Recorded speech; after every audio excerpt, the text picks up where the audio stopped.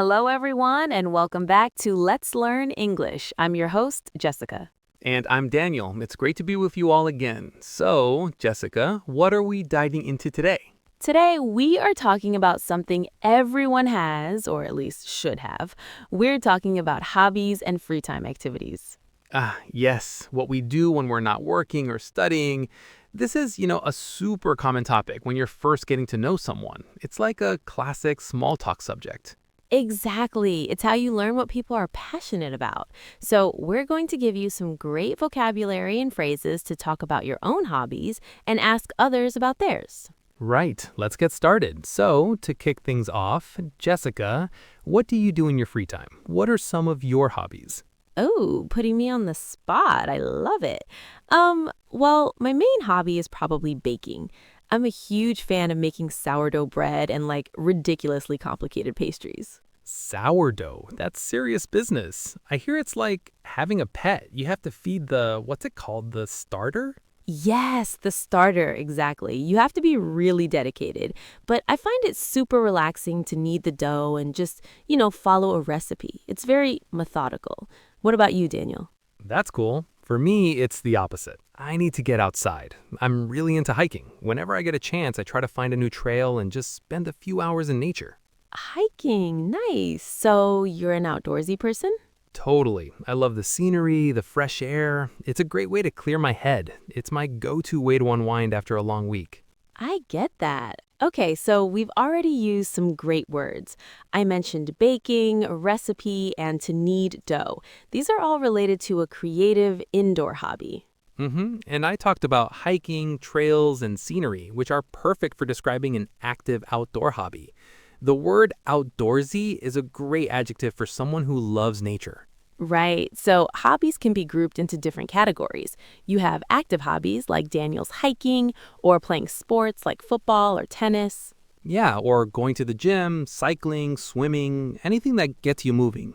Then there are creative hobbies like my baking or things like painting, drawing, playing a musical instrument, writing. Photography is a big one too. I've been trying to get into photography lately. It kind of goes hand in hand with hiking, capturing the beautiful landscapes. Oh, for sure. That's a perfect combination. And what about like more relaxing hobbies? Things you do to just chill out?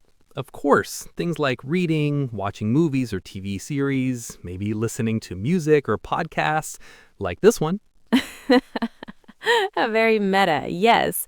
Or what about collecting things? Some people are passionate about collecting stamps, coins, or even action figures. That's a huge hobby for a lot of people. That's true. My uncle has a massive collection of vintage postcards. It's surprisingly interesting. I bet. So let's talk about the language itself. How do we ask someone about their hobbies? What are some natural sounding questions?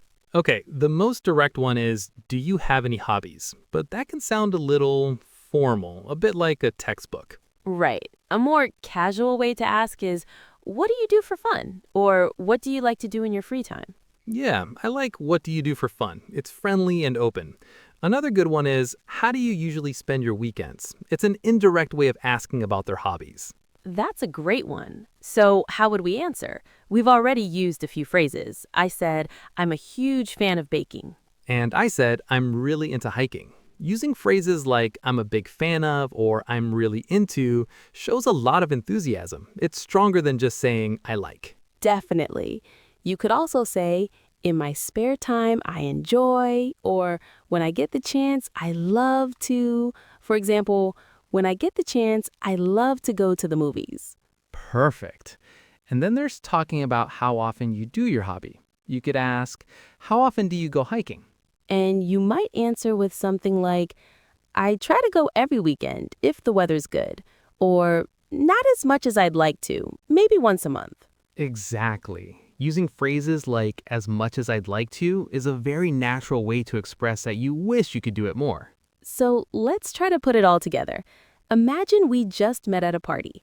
You go first, Daniel. Okay.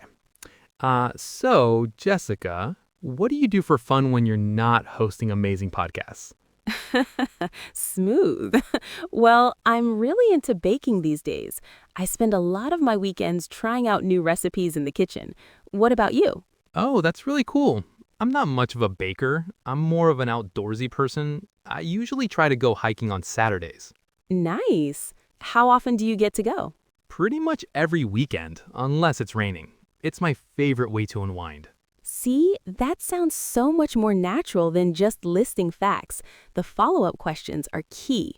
Totally. It shows you're actually interested in the other person's answer. It turns it from an interview into a real conversation. Okay, I think that brings us almost to the end of our time. Let's do a quick recap of the key phrases. We've been talking about hobbies as a way to connect with people, but they're so important for our own well-being too. Good idea. To ask about hobbies, you can say, "What do you do for fun?" Or, "What do you do in your spare time?" To answer, try using I'm really into, or I'm a big fan of, or I enjoy. And remember to ask follow-up questions to keep the conversation flowing, like, "How long have you been doing that?" Or, "What do you like about it?" Perfect. So our challenge for you, our amazing listeners, is to use these phrases this week. Ask a friend or a colleague about their hobbies and tell them about one of yours. That's a great challenge. Practice makes perfect. Well, that's all the time we have for today. Thanks so much for tuning in to Let's Learn English. We hope you found this episode helpful. Join us next time when we'll be talking about food and ordering at a restaurant. It's going to be a delicious episode. Until then, keep practicing. Bye, everyone.